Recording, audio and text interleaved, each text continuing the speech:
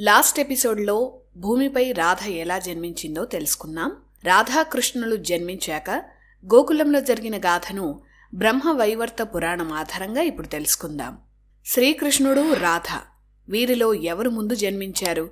ఇద్దరిలో రాధ చాలా ముందుగా గోకులంలో జన్మించింది. శ్రీకృష్ణుడి జననం కోసమే ఎదురుచూస్తున్న రాధ చిన్న పిల్లాడిగా ఉన్న శ్రీకృష్ణుణ్ణి చూసేందుకు మాయా రూపంలో నందుడి ఇంటికి వచ్చినట్లు కూడా బ్రహ్మవైవర్త పురాణంలో ఉంటుంది. గర్గమహర్షి రాధ గురించి ముందే చెప్పడం వల్ల నందుడు రాధను గుర్తుపట్టాడు. అప్పుడే రాధ తన అసలు గాథను నందుడికి చెప్పి ఈ విషయాన్ని రహస్యంగా ఉంచాలని నందుడి దగ్గర మాట తీసుకుంది.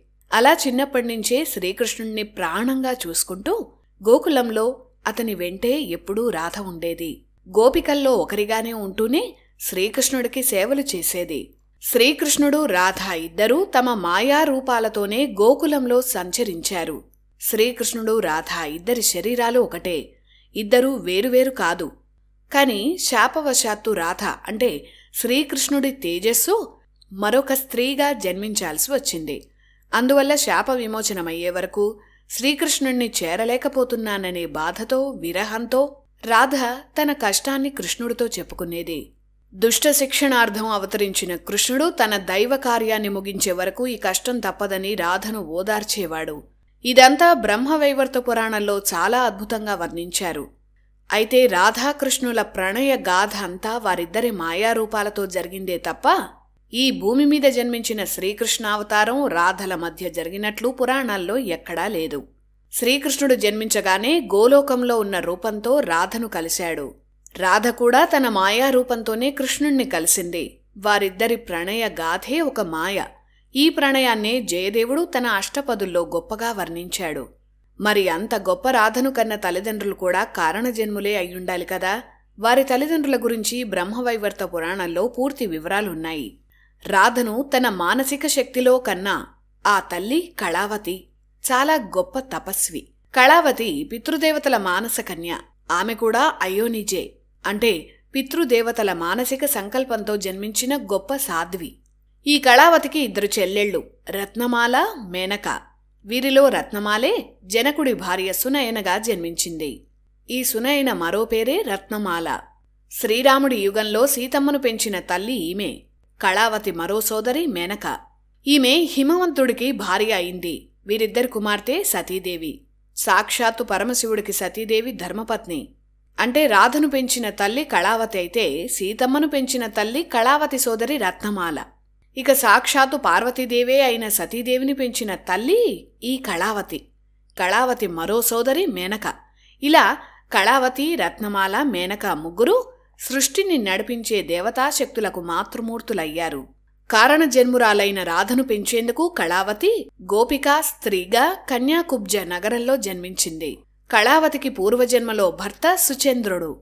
అతనే రాధ తండ్రి వృషభానుగా గోకులంలో జన్మించాడు. ఈ వృషభాను నందుడికి ఆప్తమిత్రుడు. అలా వృషభాను, కళావతి ఇద్దరూ మహాతపస్వులు. కనుక వారిద్దరి మానసిక సృష్టే రాధ. గోకులంలో మానవ స్త్రీగా ఉండాలన్నది శాపం కాబట్టి తాను ఒక రాధగా ఒక మాయా స్త్రీని సృష్టించింది. ఆమెనే అందరూ రాధ అని పిలిచేవారు. కాని ఆమె అసలు రాధ కాదు, మాయా రాధ. అసలు రాధ శ్రీకృష్ణుడి సేవలో తరించింది. ఈ గాథ కూడా బ్రహ్మవైవర్త పురాణంలోనే ఉంది. ఇక రాధాకృష్ణులనగానే మనకు గుర్తొచ్చేది బృందావనం. ఉత్తరప్రదేశ్లో ఇప్పటికీ ఒక గొప్ప క్షేత్రం బృందావనం. బృందావనానికి ఆ పేరు ఎలా వచ్చిందో తెలుసుకుందాం. సత్యయుగంలో కేదార అనే గొప్ప రాజు ఉండేవాడు. అతను విష్ణు భక్తుడు. విష్ణు భక్తిలోనే తరించి ఆయన సన్నిధిలోనే మోక్షం పొందాడు. అతని పేరు మీదే కేదార తీర్థం అనే పేరు వచ్చింది. ఆ కేదారకి ఒక కుమార్తె. ఆమె పేరు బృంద. ఆమె విష్ణువునే వరించాలని తీవ్రమైన తపస్సు చేసి విష్ణువునే భర్తగా పొందింది. బృంద తపస్సు చేసిన ప్రాంతమే బృందావనంగా ప్రసిద్ధి చెందింది. అంతేకాదు రాధాదేవి షోడశ నామాల్లో బృంద అనే నామం కూడా ఉంది. రాధ కోసమే శ్రీకృష్ణుడు ఈ వనాన్ని నిర్మించి బృందావనం అనే పేరు ఆయనే పెట్టాడని పురాణాల్లో మరో గాథ కూడా ఉంది. రాసలీలలు. రాస అంటే భక్తిరసం నుంచి వచ్చిన పదమని లాస్ట్ ఎపిసోడ్లో చెప్పుకున్నాం కదా. మొత్తం బృందావన ప్రాంతంలో ఎంతమంది గోపికలున్నారో బ్రహ్మవైవర్త పురాణం వివరించింది. రాధకు 33 మంది గోపికలు ప్రాణ స్నేహితురాళ్లుగా ఉండేవారు. వీరితో పాటు 1,00,000కు పైగా గోపస్త్రీలు బృందావనంలో ఉండేవారని బ్రహ్మ వైవర్త పురాణం వివరించింది. వీరందరూ రాధతో పాటు మిగిలిన 33 మంది గోపికలను అనుసరించేవారు. వీరంతా కృష్ణుడు వివరించే భక్తి రస రాసలీల బోధనలు పొందారు. బృందావనంలో వీరు తమకు వచ్చిన సందేహాలన్నీ కృష్ణుణ్ణి అడగడం, ఆయన వారి సందేహాలను తీర్చటం ఈ రాసలీలల్లో ప్రధాన భాగం. వీటితో పాటు ఒక స్త్రీకి ఎంత విలువ ఉంది, ఆ విలువను ఎలా కాపాడుకోవాలి, ప్రేమ, విరహం, బాధ, సంసారం వీటిని అధిగమించి ఒక అద్భుతమైన మానసిక స్థితికి ఎలా వెళ్ళాలి, ఇవన్నీ రాసలీలల్లో కృష్ణుడు బోధించిన బోధనలు. అంటే ఒక అద్భుతమైన స్త్రీగా మారాలంటే ఏం చేయాలో తత్వబోధన చేసిన గురువు కృష్ణుడు. ఆ గోపికలంతా శ్రీకృష్ణుణ్ణే తమ భర్తగా ఊహించుకున్నారన్నది నిజం. కాని అంతకుమించి వారంతా శ్రీకృష్ణుణ్ణి తమ గురువుగా గౌరవించారు. పైగా ఆ గోపికలంతా కారణజన్ములే. శ్రీకృష్ణుడి అవతార సమాప్తి తర్వాత ఎంతోమంది స్వచ్ఛందంగా శరీరాలు వదిలేశారు. ప్రేమలోని అత్యున్నత స్థితిని వారు శ్రీకృష్ణుడి నుంచి పొందారని కృష్ణ చరిత్ర చెప్తోంది. బ్రహ్మవైవర్త పురాణంలో శ్రీకృష్ణుడు, రాధ, మిగిలిన గోపికలకు ఏ విషయాలు చెప్పారో వివరంగా ఉంది. వేదాల్లో, పురాణాల్లో ఉన్న ఆధ్యాత్మిక గాథలన్నీ శ్రీకృష్ణుడు వారికి చెప్పాడు, సందేహాలు తీర్చాడు. ఆధ్యాత్మిక, యోగిక జీవనం ఎంత గొప్పదో చెప్పాడు. విశ్వరూపాన్ని కృష్ణుడు తన ప్రియాతి ప్రియమైన అర్జునుడికి చూపించాడు. అదే విశ్వస్వరూపాన్ని తన ప్రియమైన గోపికలతో వేణుగానంతో చేస్తూ, వారితో నర్తిస్తూ, వారికి అర్థమయ్యే భాషలో వివరించాడు.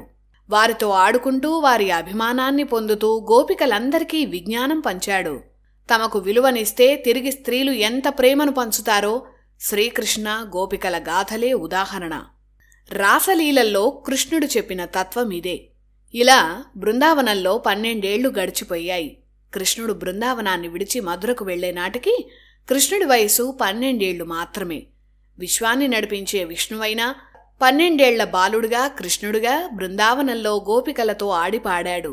12 ఏళ్ల వయసులో గోపాలుడికి ఆ గోపికలకు ఉన్న పవిత్రమైన స్నేహ బంధాన్ని ఎంతోమంది రచయితలు అతిని జోడించి శృంగార క్రీడలను సృష్టించి మరీ రాశారు. రాధాకృష్ణుల ప్రణయం కూడా ఈ 12 ఏళ్ల బాలకృష్ణుడి రూపంలో జరిగిన కథ కాదు. వారిద్దరూ ఏకాంతంగా కలిసిన ప్రతి క్షణం గోలోకంలో వారి నిజ రూపాలతో రహస్యంగా కలిసిన క్షణాలే. ఈ విషయాన్ని బ్రహ్మవైవర్త పురాణం మాత్రమే కాదు, ఆ పురాణం ఆధారంగానే జయదేవుడు రాసిన అత్యంత సుందరమైన అష్టపదులు కూడా ఈ విషయాన్నే చెప్తున్నాయి. ఇలా కృష్ణుడికి 12 ఏళ్లు వచ్చాయో లేదో తన మేనమామ కంసుడికి తన మృత్యువు ఎక్కడ ఉన్నాడో తెలిసిపోయింది. వెంటనే ధనుర్యాగం అనే యజ్ఞాన్ని ప్రకటించాడు. ఆ యజ్ఞం వంకతో అన్ని రాజ్యాల రాజులను పిలిపించాడు.